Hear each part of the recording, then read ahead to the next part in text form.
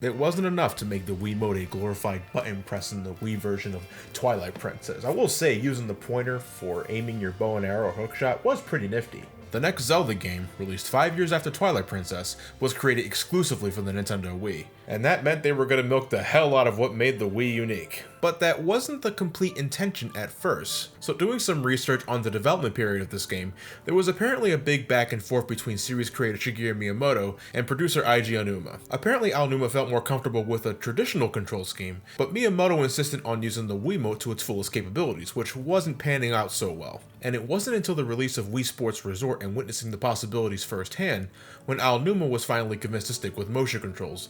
But to get this level of accuracy, the Wii Motion Plus was required. Wiimotes nowadays have this feature already built into the controller, but early adopters had to get this add-on that connected to the bottom of the controller, just slowly making it closer and closer to an electronic breadstick. To somewhat circumvent the sudden need for this accessory, limited edition copies of Skyward Sword were bundled with Wii Motion Plus controllers, and I always wanted this, but they were always sold out. The rest of us had to settle with this little clip-on, which were abundant, but I love gold!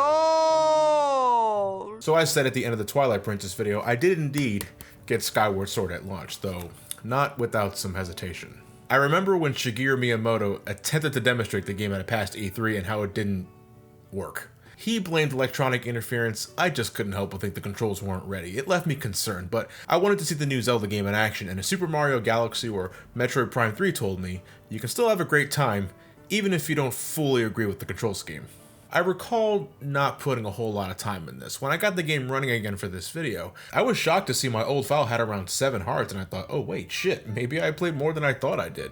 But I completely forgot that Skyward Sword starts you off with 6 hearts instead of the traditional 3, so if I had 7 hearts, that means I didn't go farther than the first dungeon. Yep, sounds about right. Now, why did I put it down? Well, simply put, it was the controls and the changes they brought. And we're not talking about swapping the game left to right or right to left. Everything from how Link handled his sword horizontally and vertically, to how enemies required a certain finesse to even damage them, to how Link traveled across the world, required liberal use of motion controls. After my first encounter with Girahim, I put the game down. I wasn't ready for the changes Skyward Sword brought, and I wasn't willing to adjust accordingly, so back to Sonic Generations I went. In a way, I was sort of forcing myself to go back to this one. It was only because of my history with Majora's Mask that I was willing to give it another shot, even if the core issue was entirely different. So I made sure I had plenty of space, I was directly in front of the TV at all times to reduce any kind of fuckery, and made damn sure the sensor bar didn't move a single inch. Though Wii Motion Plus primarily uses built-in gyroscopic controls and not so much infrared sensors, that you still need that to point at the screen for shit. But alright then, let's see if I was missing out on anything. This is The Legend of Zelda: Skyward Sword.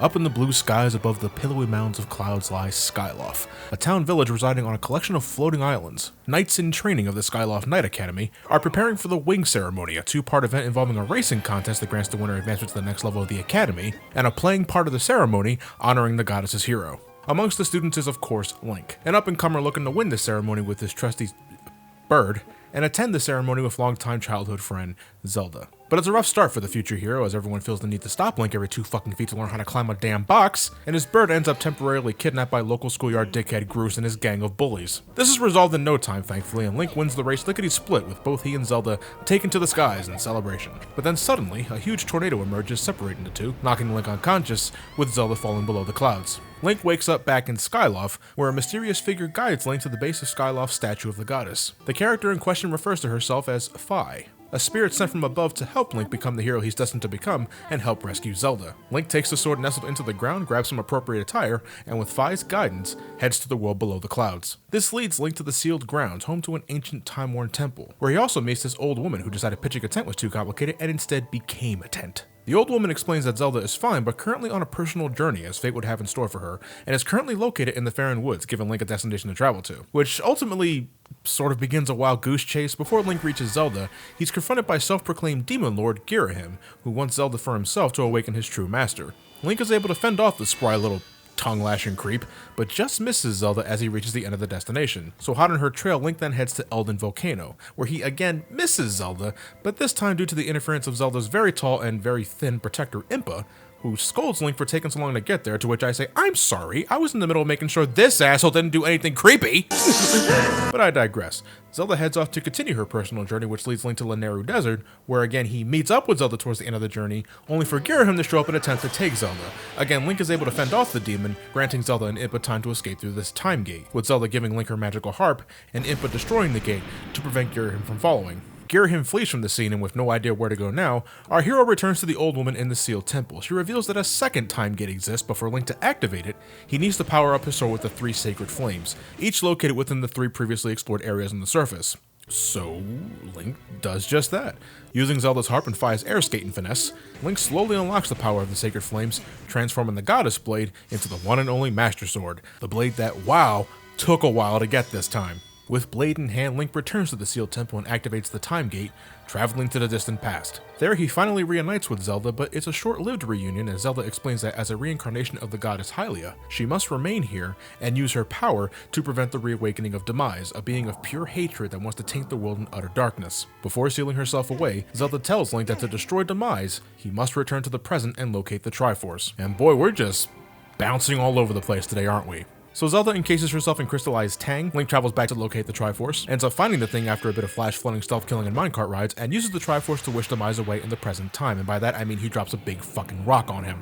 With the threat of Demise gone, Zelda is reawakened in the present time, but then Girahim suddenly shows up again and kidnaps Zelda, taking her back to the past to awaken his master Demise in that timeline. Oh my god, this game is still going. One final time, Link travels back to the past to stop Girahim from using Zelda as a sacrifice, but he's a little too late and Demise is fully revived. Zelda is only mostly dead, however, and Link uses what little time he has left to defeat Demise once and for all. But before fading from existence, Demise places a curse on the hero and Zelda, claiming that as long as the spirit of the hero and the one with royal blood continue to exist, an incarnation of his hatred shall forever follow and bathe their destinies in blood, ensuring the creation of the future King of Evil. So with Demise completely vanquished, Link and Zelda look to make a new home, not above the clouds, but on the surface, and I suppose they live happily ever after. Pity about that death curse, though. Okay, so from what I've given, Skyward Sword storyline sounds pretty simple, doesn't it? Yeah, it really is, folks. These Zelda storylines are never complex, so why is this one longer than Twilight Princess? A lot of Zelda games can be summarized as Link proving his worth in the first half, getting the Master Sword at the halfway point, and then saving the day in the second half, but Skyward Sword decided to make the process of getting the Master Sword an entire third of the game itself, which I guess makes sense as this is the game that chronologically marked the debut of the Magical Sword, but nothing of any worth happens when powering up the sword besides meeting Farron, the dragon that lives in the forest at this fucking... Ugh. There is no development of anything or anyone. Baron Groose here, who slowly gets out of his elementary school bully phase and becomes a more honorable fellow, a change I appreciate, but there needed to be way more of this to justify the story's length. Fi, the spirit residing in the blade that eventually becomes the Master Sword, is nothing more than a glorified tourist guide that sees no growth or emotional connection to anything. Midna, she ain't. And honestly, she's worse than Navi to me. At least she had something of a personality. Her trait of being cold, detached, and super analytical, giving you percentages of the likelihood of this and that, wore thin in a short time. Not to the point of angering me, mind you, but I was like, oh, I guess that's your entire shtick, huh? Well, that's disappointing. I found Girahim to be a great villain. He's such a large hand that any encounter with him is an entertaining one, even if I think he's too fucking lenient on the whole letting the hero live another day thing because he has other things to do. Look, if the man is repeatedly giving you shit, you kill him then and there, but he's grossly underutilized. After the initial meeting, he only sporadically pops up afterwards, finally becoming the central focus again towards the end, before Demise is resurrected and uses him as a sword. I don't know, I thought he'd have more screen time given he's on the constant hunt for Zelda, and he's really all we have other than Demise, who, before becoming complete at the tail end of the game, only makes a handful of appearances in his imprisoned form that doesn't speak and only serves as a couple of boss battles. Skyward Sword otherwise is comprised of Link just looking for shit. Zelda's location, the Sacred Flame, Zelda's location again, and the Triforce, a series of events that has no business being close to a 30+ hour adventure when other games manage to tell the same plot in a much shorter time frame. There's no shortage of colorful powerful characters will come across, but except for only a handful, they have no bearing on narrative progression, though some will actively halt your progression, and I fucking despise them for that. Scrapper can kiss my ass with his goddamn volcano shenanigans, and Farron, fuck you. I helped nurse your ass back to health. You see this fucking Master Sword on my back, you know I'm qualified to find the Triforce, but you still insist on wasting my time finding these musical tadpoles in this fucking pool. This is the kind of chain yanking that really makes me not give a fuck. This wasn't the only time I felt like this playing the game, because goddamn did Skyward Sword not know when to fucking end. It's not only long, but it unfortunately feels long, and that bums me out because there's one thing I deeply, truly enjoy about this story, and that's the relationship between Link and Zelda. Instead of one being a princess and the other being the designated hero meant to rescue said princess, the two were childhood friends in this story, and the romantic subtext is laid on super thick, but it gives Link, and therefore the player, a deeply personal reason to want to find Zelda, to make sure she's alright, to make sure nothing else happens to her. She's such an adorable sweetheart that calls Groose out on his immature bullying and nearly kills Link when she playfully pushes him off a cliff. Oh, she's so beautiful! But shit like that matters to me because more than ever, it adds a degree of personal stakes to what's otherwise the standard Zelda story. Link's always got to save Zelda, but now it's not so much because of destiny, but because they're best friends, and friends look out for each other. But oh my god, how many times do I have to go through this shit? The surface world is where you spend most of the adventure. Your hometown Skyloft is really nothing more than a central hub, with the skies being more visually dull to travel through than the ocean in Wind Waker. The surface is divided into separate areas, much like how Termina was in Majora's Mask. There's the Farron Woods, home to these lovable ball sacks, the Elven Volcano where Link can stand perfectly fine a few inches above molten hot magma, but God forbid he enters a hot room, and then there's the Lanayru Desert, a barren wasteland with an admittedly fascinating gimmick. Link's journey will have him visiting and revisiting these areas a total of 3 times to collect a different thing. If you think of them as zones in a Sonic game, they all have 3 acts, and I just had a feeling what I was getting into. As soon as I was required to revisit the first temple to get a plot important item, I was like, oh no, and sure enough, my gut feeling was right. And in all fairness to the game, you're not revisiting the same exact areas, at least not all the time, I stress, as later visits will have you enter a different part of that section of the world more often than not, having you do a different thing, but thematically, they're very similar, which is why I compare them to acts from Sonic the Hedgehog. Sure, I'm riding minecarts now, but I'm still in Desert World. But sometimes plot progression will still require that you tread through the exact same areas anyway, only with a different condition. It could be this asshole forcing you to take the long way through Elden Volcano again because he has a raging hard-on for the mannequin here, or it could be something like the Silent Realms. They're essentially stealth sections that require you to hunt down these relics. It's like the light hunting in Twilight Princess, only you can't use any weapons, and if you're caught, you gotta do the whole thing over. Listen, I'm all for a little variety, but I've been through these areas enough times at this point. What am I proving when I recall how to get to the roof of the Night Academy? That the hero has good photographic memory? Not really important at the moment. I hate how this game's structure is laid out, but that's not to say I didn't enjoy the things I did when I wasn't backtracking. It's weird. Skyward Sword leaves me very conflicted at times because for every element that I legitimately enjoy, there always seems to be something that counters or just bugs the shit out of me. And there are plenty of things I love about this game, for the record. This game is so beautiful, and if there was ever a Zelda game I wanted an HD remaster of, it's Skyward Sword. Skyloft and the surface world are colorful, they're vivid, and certainly full of life, the complete inverse of Twilight Princess and the darker atmosphere it brought. In fact, it's almost as if Wind Waker and Twilight Princess fused to make this gem. The character design hits a great balance of realistic and cartoony without compromising basic human anatomy, and this model of Link is not only solid, but like Wind Waker, is also plenty expressive. Not to imply Link in Twilight Princess was a plank of wood. He could smile and look intense when needed, but this Link does it so much better. I just don't like his lips. I blur my eyes and it always looks like he's puckering for a kiss. The boss fights are some of the best I've experienced in the series, and I really mean that. They're all great in a fashion, with exception to the Imprisoned. I didn't find any encounter with him particularly difficult, except for the damn shockwaves in later encounters, but that's just it. You fight this thing 3 times, and 2 encounters are so close to each other that it might as well have been a 2-phase encounter. However, I love the battle against the multi-armed Galactos, the final encounter with Garahim, and especially Demise. This is such a good battle. Oh, look at the butterfly net! Look at the butterfly net! Look at... okay, you don't seem too impressed. Well, good, because that means you're not dumb and you can see past the fuckery. The fully orchestrated pieces accompanying these further add to their sense of magnificence. I feel so empowered when it's blaring in the background as I'm smacking this son of a bitch with his own arm. Oh, that feels great! But a large part of what makes the boss fight so thrilling is when you understand the basic functions of the motion controls, and this is what I was worried about the most, given my initial experience. Yes, Skyward Sword is heavily motion-based. One of the most motion-based games I played in the Nintendo Wii, and I played Metroid Prime 3, and just like that game, Skyward Sword will not hesitate to remind you that you're playing on the Nintendo Wii. Twist that boss key, guide this beetle, sketch that bacon, turn this dial, make the eyeballs dizzy, strike the specific gemstone, rip off that arm, again! Again! Slice horizontally, slice vertically, and thrust, thrust, thrust! Honestly, if you're not keen on motion controls, I wouldn't bother giving this the time of the day since they're so prevalent. But after about an hour, I was able to adjust accordingly. You know, using the pointer to aim my slingshot or bow and arrow or hook shot, I always thought that was fine because of the added precision. It's the only way I can block an oncoming arrow with another arrow. But now that same level of precision can be achieved with other tools if you know how to use them properly, and this game expects you to learn how to achieve that precision in short time.